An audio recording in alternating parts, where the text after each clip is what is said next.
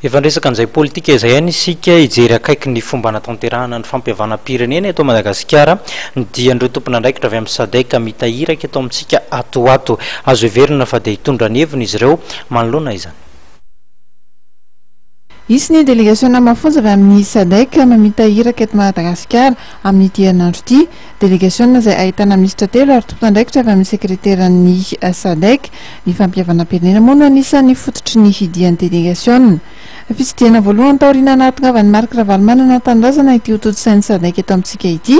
Heverina fa hitondra fanazavana mikasika ny fomba anatin'avany teto Madagasikara ihany koa izy ireo.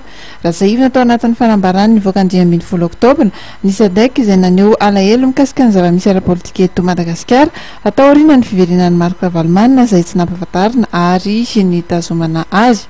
Nampatsiahy ny SADC tao anatin'ny fanambarana nivoaka ny 20 oktobra ihany afa anisan'ny tapaka tao anatin'ny fivoriana tany Zimbabwe ny tokony anatanterahany fitondrana voafidy mba hampihatra manontolo ny sordalana ao anatin'izany ny fampiarana ny fampihavanam-pirenena, ny famerenana ny gadra politika, ny fampiarana ny fampitsoran-keloka ary ny fanasitranana ny firenena.